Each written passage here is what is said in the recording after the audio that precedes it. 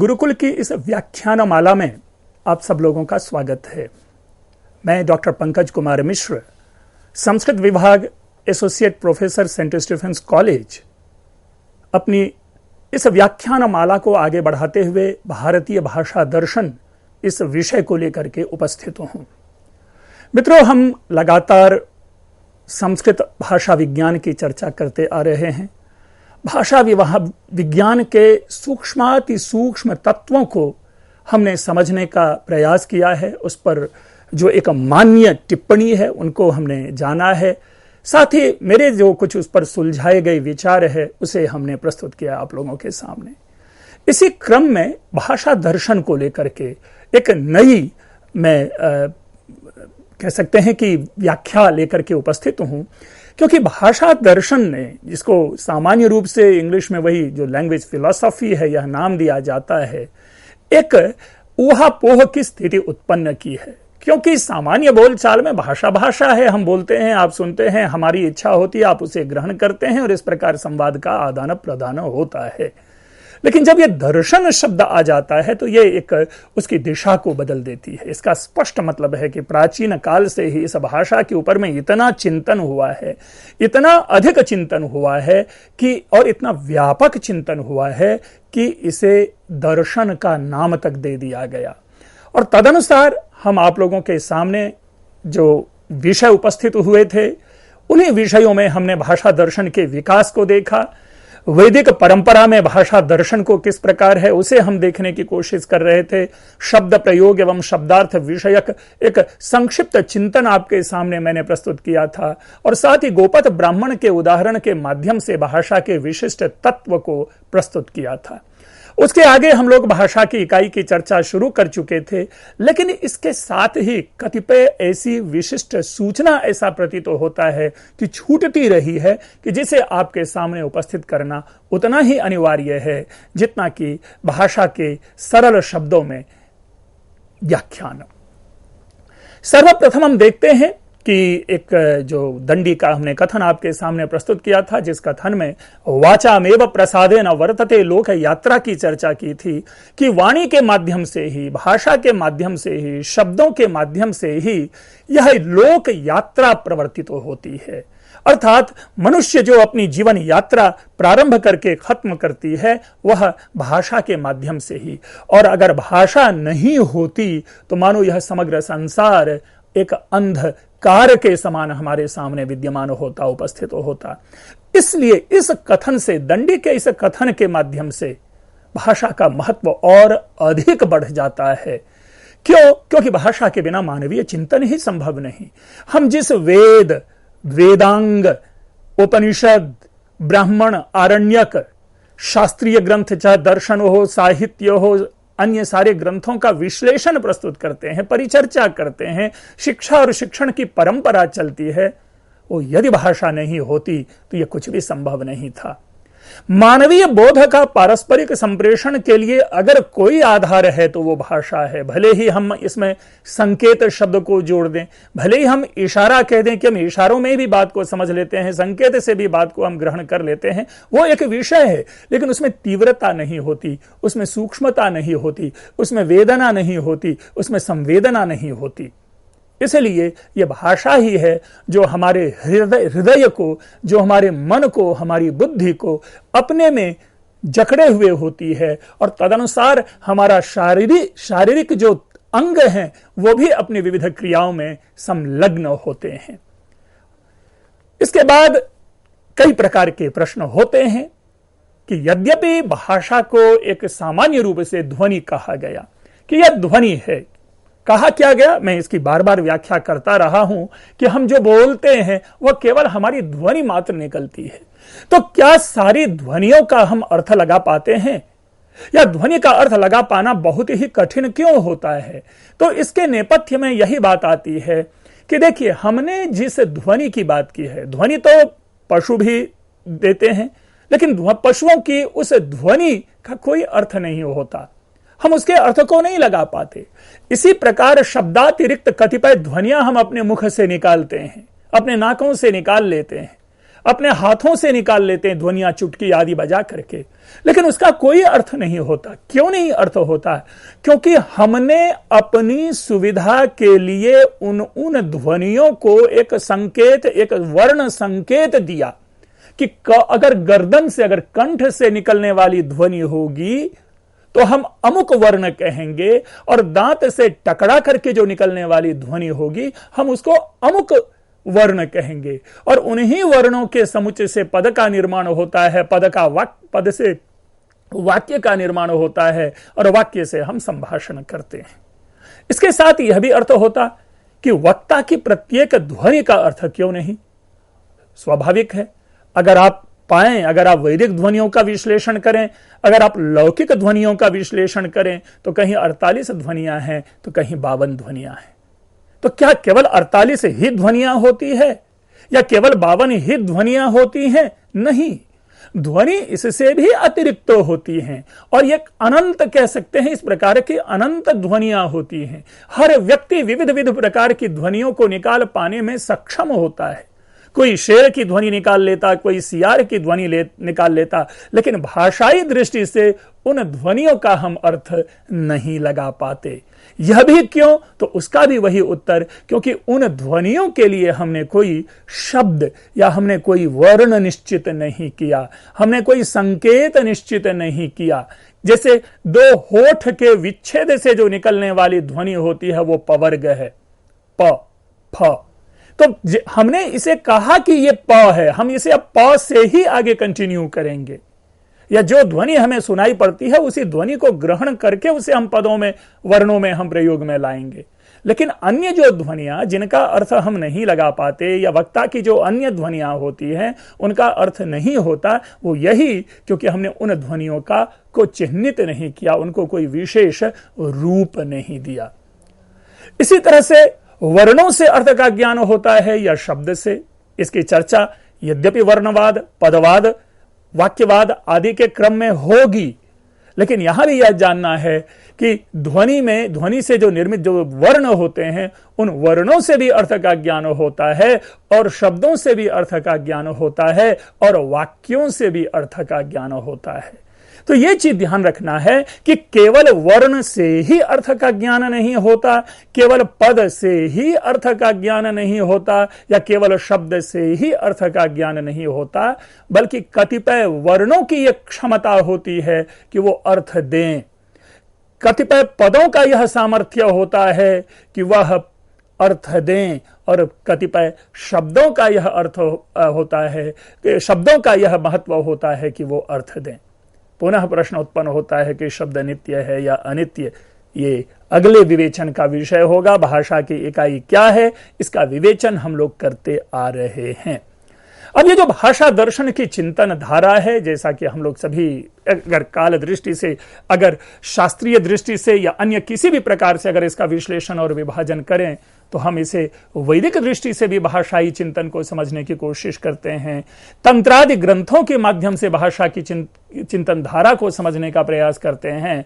इसी प्रकार श्रवण परंपरा, जिसे हम बौद्ध, जैन आदि कहते हैं, उसके माध्यम से समझने का प्रयास करते हैं। लेकिन यह तीन जो कैटेगराइजेशन है, यह हमारा सौविध्य है। अन्यथा कतिपय ऐसे पटल हैं, कतिपय ऐसे आधार हैं जिनके माध्यम से हम इस भाषाई चिंतन को आगे बढ़ाते हैं। केवल श्रवण, केवल आगमिक या केवल वैदिक नहीं, जब भी कभी विमर्श में लाया जाता है भाषा विज्ञान में, तो कहीं ना कहीं जो साहित्यिक चिंतन है वो वहां से उपेक्षित रहता है। साहित्यिक चिंतन से तात्पर्य है साहित्य शास्त्रीय चिंतन। भामह कहेंगे शब्दार्थौ सहितो काव्यम, तो वहां पर शब्द और अर्थ का विश्लेषण होगा। अगर कालिदास कहते हैं वागर्थाविव संपृक्तो, तो वहां वाक और अर्थ का विश्लेषण होता है। अर्थात साहित्यिक परंपरा में भी भाषाई दर्शन को देखा जाना चाहिए, देखे जाने की परंपरा प्रारंभ होनी चाहिए। यद्यपि है कतिपय विशेषज्ञ करते हैं, लेकिन जब भाषा वैज्ञानिक चिंतन में है तो कहीं ना कहीं ऐसा हमें प्राप्त होता है कि कहीं कहीं पर साहित्य का आश्रय तो लिया दिया जाता है, अन्यथा उपेक्षित है। जैसा अभी पहले ही जब मैंने प्रयोग किया आपके सामने कि वाचामेव प्रसादेन वर्तते लोक यात्रा, तो ये तो साहित्यिक चिंतन है।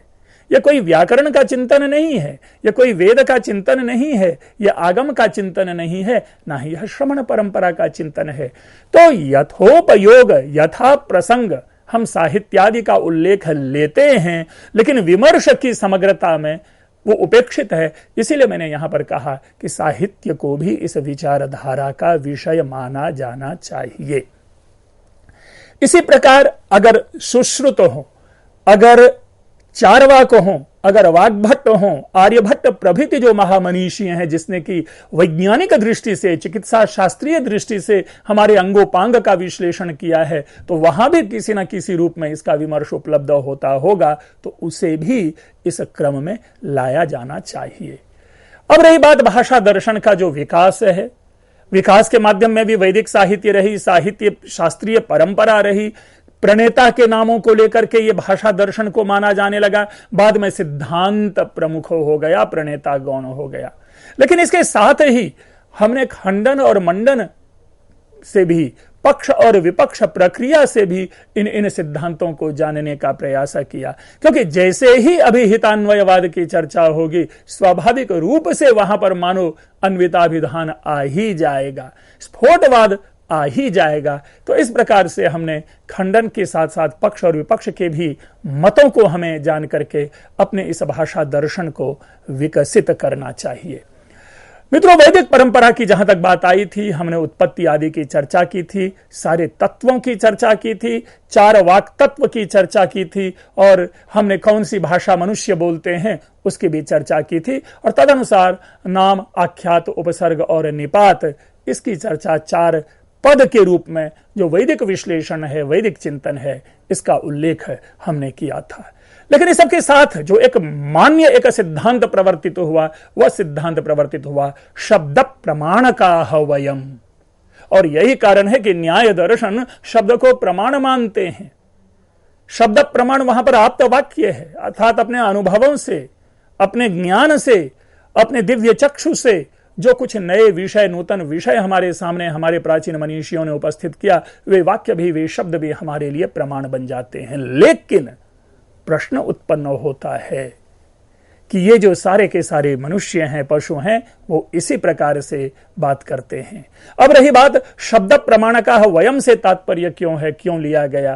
क्योंकि सर्वत्र शब्द, शब्द और शब्द का ही उल्लेख है। जैसा हमने भामा का उल्लेख करते हुए कहा शब्दार्थो सहितौ काव्यम, और जैसा हमने कालिदास का उल्लेख करते हुए कहा कि वागर्थ प्रतिपत्तये, वागर्थाविव संपृक्तो वागर्थ प्रतिपत्तये, तो उसी प्रकार हमें यहां पर भी यह समझना चाहिए। लेकिन इसके साथ ही एक बात और स्पष्ट माननी चाहिए कि वाणी और अर्थ के बीच का जो संबंध है वह नित्य संबंध है, इसमें कोई दोष नहीं। भले ही वाणी, भले ही शब्द या भले ही भाषा अनित्य हो, लेकिन भाषा से जो प्रतिपन्न शब्द हैं, सॉरी अर्थ हैं, जो शब्द से जो प्राप्त होने वाले अर्थ हैं, उस शब्द और अर्थ के मध्य सदैव नित्य संबंध होगा। इसीलिए नैयायिकों की भाषा में यदि यह कहें कि यत्र यत्र शब्दः तत्र तत्र अर्थः, तो इस कथन में कोई दोष नहीं होगा, क्योंकि शब्द है तो अर्थ होगा। यह भी विश्लेषण का विषय बनेगा कि क्या ऊट पटांग शब्द भी, यानी ऐसे कुछ ऐसे शब्द भी, जैसे शब्द है घट, तो हम अगर टघ कह दें, क्योंकि टघ भी शब्द बनता है, यह भी वर्णों का समूह है, तो क्या इसका भी अर्थ होगा? तो नहीं, वहां पर शब्द के सामर्थ्य की चर्चा की जाएगी कि वह शब्द जो कि अर्थ की अभिव्यक्ति में सक्षम हो, और तब जाके नैयायिक एक सिद्धांत की स्थापना करते हैं कि शक्तम पदम, कहते हैं कि सामर्थ्यवान जो शब्द होगा, जिस शब्द में यह सामर्थ्य होगा कि वह अर्थ का संप्रेषण कर सके, उसी शब्द और अर्थ के मध्य में नित्य संबंध होगा। अन्यथा जब शब्द का अर्थ ही नहीं बनेगा तो वह कैसा संबंध है? कोई संबंध नहीं होगा। इसीलिए एक अन्य बात और है मित्रों, आप स्मरण करें इनसे पिछले की व्याख्या को, जिसमें हमने पूरी तरह से गोपथ ब्राह्मण के माध्यम से कतिपय तत्वों का विश्लेषण किया था, और उन तत्वों के विश्लेषण के क्रम में एक पूरा का पूरा गोपथ ब्राह्मण के ऋषि के प्रश्न को आपके सामने प्रतिपादित किया था कि ओंकारम पृच्छामः को धातुः किम प्रातिपदिकम किम नामाख्यातम किम लिंगम किम वचनम का विभक्ति कह प्रत्ययः कह स्वरः उपसर्गः निपातः किम वै व्याकरणम को विकारः, को विकारी, कति मात्रः, कति वर्णः, कत्यक्षरः, कति पदः आदि ऐसे कतिपय प्रश्नों के माध्यम से यह हमने प्रस्तुत करने का प्रयास किया था कि किस प्रकार भाषा के सूक्ष्मतम तत्वों के ऊपर में प्राचीन मनीषियों का ध्यान है। भाषा में किन किन तत्वों की विशिष्ट योजना होती है या होनी चाहिए, इस पर विमर्श गोपत ब्राह्मण नहीं बल्कि ऋग्वेद से प्रारंभ हो जाता है, वैदिक परंपरा से प्रारंभ हो जाता है। नाम, आख्यात, उपसर्ग और निपात, जब चत्वारि वाक् परिमितानि पदानि की बात की तो वह संकेत तो उसी ओर है। नाम, आख्यात, उपसर्ग, निपात, क्रिया, लिंग, वचन, विभक्ति, प्रत्यय इत्यादि ये सारे के सारे हमें प्राचीन काल से ही प्राप्त होने लगते हैं। वेदों में अनेक स्थलों पर वाक् तत्व, भाषा की उत्पत्ति, व्याकरण, वाणी के भेद आदि का वर्णन प्राप्त होता है। यही नहीं, उपनिषदों में वाणी के सामर्थ्य पर चिंतन प्रारंभ हो जाता है। वहां वाणी को परम सत्य के वर्णन में असमर्थ बताया गया। मुंडकोपनिषद की उस पंक्ति को स्मरण करें जहां कहते हैं, नायमात्मा प्रवचने न लभ्यो न मेधया न बहुना श्रुतेन। इसी प्रकार केनोपनिषद की उस पंक्ति का स्मरण कीजिए जहां पर कहते हैं, न तत्र चक्षुर गच्छति न वाग गच्छति नो मनः न विद्मो न विजानीमः। अर्थात देखिए कि उस आत्मा